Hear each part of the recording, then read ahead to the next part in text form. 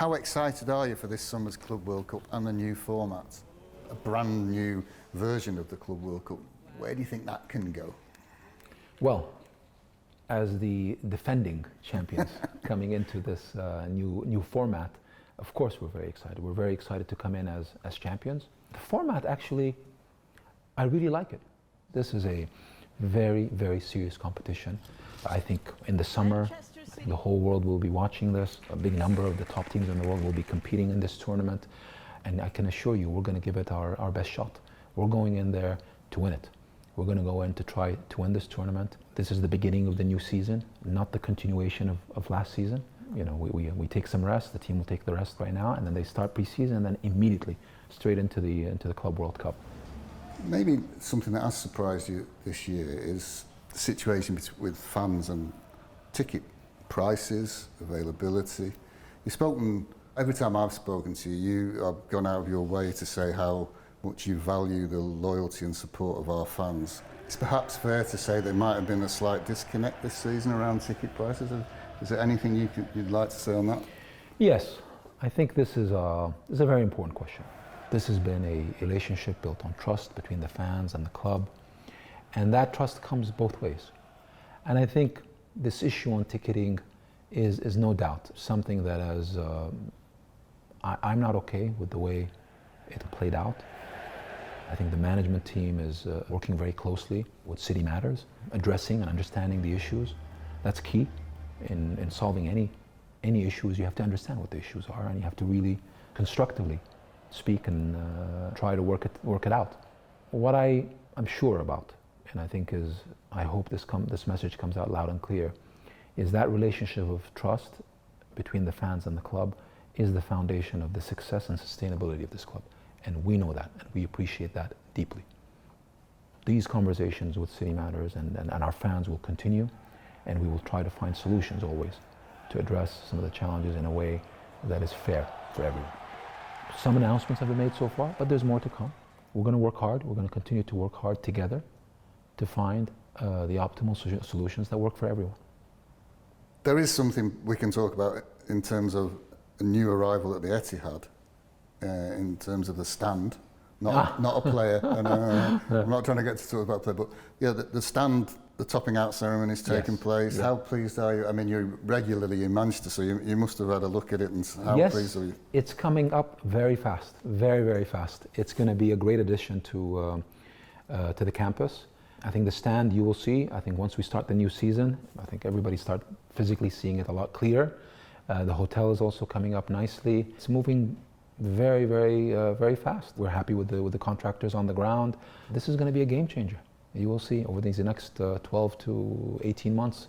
And in terms of Co-op Live, that seems to be going from strength to strength. I was only looking at the artists coming there yesterday. It's quite a list. It's been a very, very successful, I would say, first year for the Co-op. It's exceeded, I would say, all our expectation in terms of the number of events, obviously the success in terms of revenues and performances that have happened over there. And really, I think the generation, it's helped the city of Manchester. It's been really an absolute win-win-win across the board.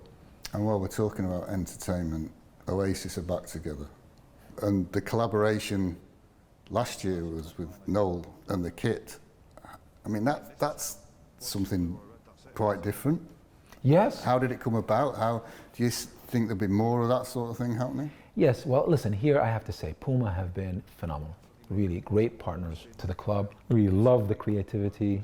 I think that particular kit was superb, a huge hit. I think the fans love it. Noel was really brilliant in terms of his role and the creation of this kit. And I think you'll see a lot more of that. You'll see Puma, the Puma City Football Group partnership, and particularly with Manchester City, is getting more and more creative. I knew this was going to be a hit. There's no doubt. I mean, the combination of Noel, Oasis, Puma, Manchester City. I mean, the combination. I knew we were going to get it right. The annual question, Chairman. So we're 12 months on, and we've still not heard anything from the ongoing inquiry. Is there anything you can tell us about it? Well, I suppose the only thing I can say is that we still don't have a ruling. Once there's a ruling, I'll be able to speak about it. And until then, We just have to be patient, and it'll come, and we'll talk about it, I promise you, once we have the ruling. So annual question and annual answer. Yes.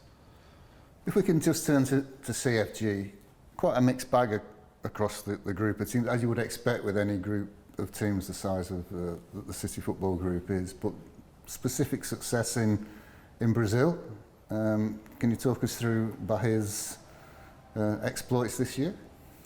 Yes, I mean, it's a great story. What's happened in Bahia, taking a team from the second division in 2 years to go to the first division and to be competing in the equivalent of the Champions League in Latin America is a really amazing achievement. I think the Brazilian football league is going to become one of the premier leagues around the world. Obviously the talent has always been there, but for whatever reason over these years, the league hadn't developed. Now it is. It's becoming very commercial. It's becoming big in terms of TV viewerships globally, and you're seeing these clubs now get better and better. And we're very lucky. I think we have a great team in Brazil. We've been part of that journey from the second division to the first, and now back to competing at all levels. And the amount of talent that's coming out. I mean, just look at, I think the value since we bought that team of just the squad has gone about 100x. Wow. It just shows you. I mean, what's contributed most to the success then? Is it just CFG methodology? Is it coaching? What is it? I think it's everything. I think it starts with obviously a great base, which is it's a great club with a great history and a great heritage, with a wonderful fan base. So I think you're starting with a very good foundation.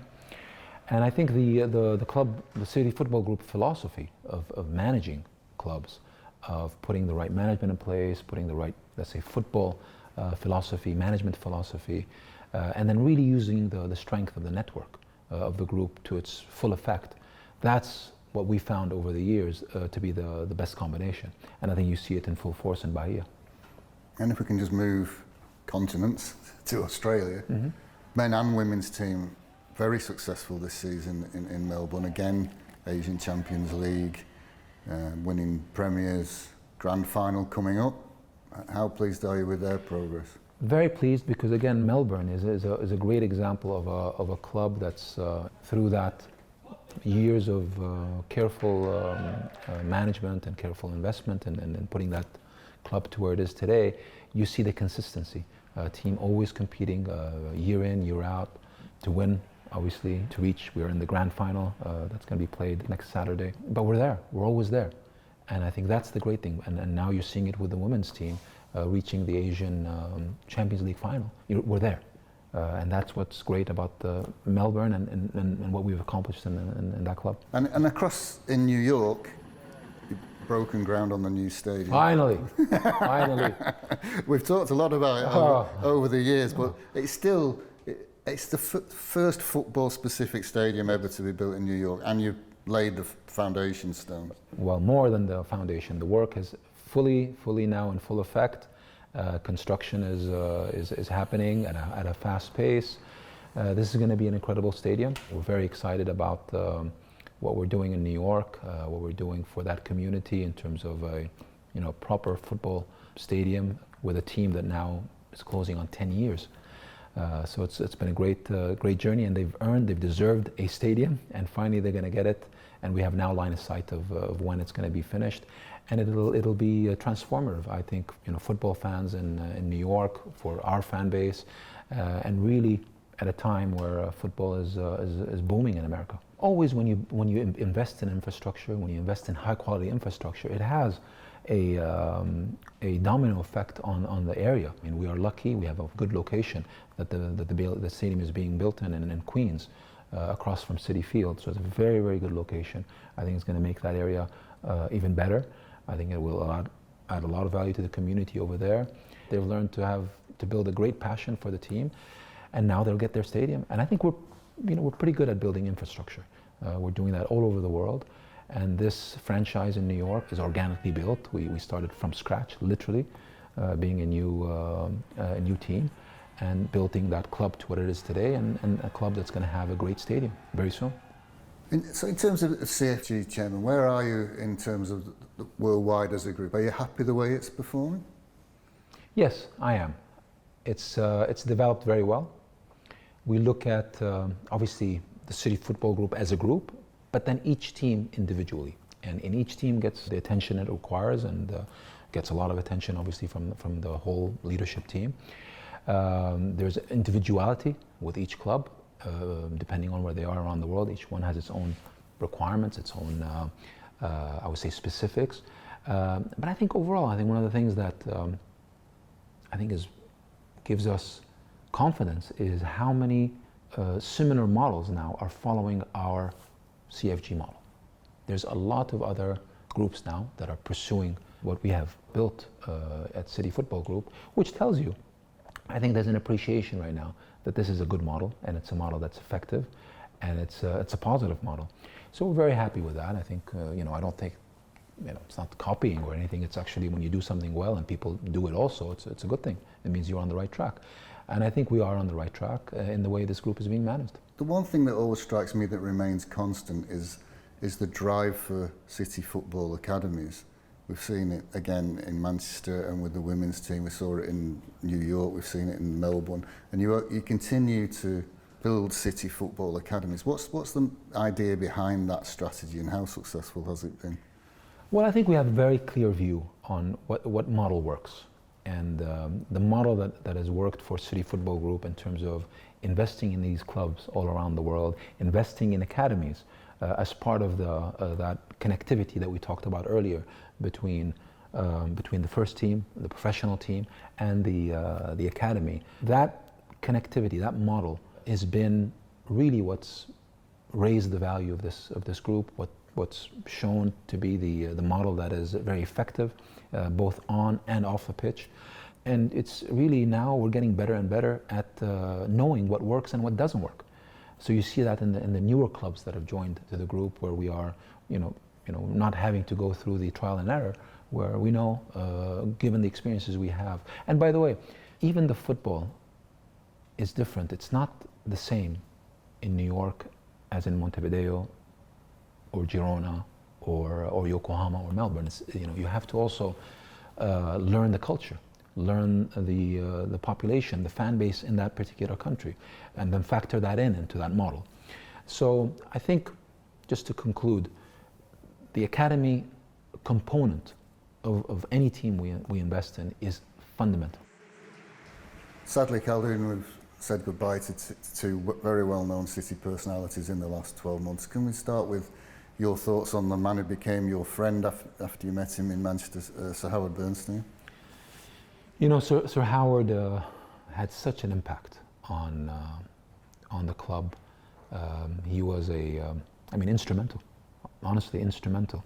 When I look back at these, let's say 16, 17 years, what we've accomplished in terms of building out the CFA, what we've accomplished in terms of building out the Ittihad, the investment in East Manchester, he's been just, absolutely a giant. And he did it always with such humility, with such passion, such commitment. Obviously, as a fan of the club and as a big part of the club, he is, someone that I always regarded as a friend, and he will be missed, but never forgotten. I think someone else who was a calming spirit, Tony Buck, former player and manager for the club. Again, we said goodbye to him.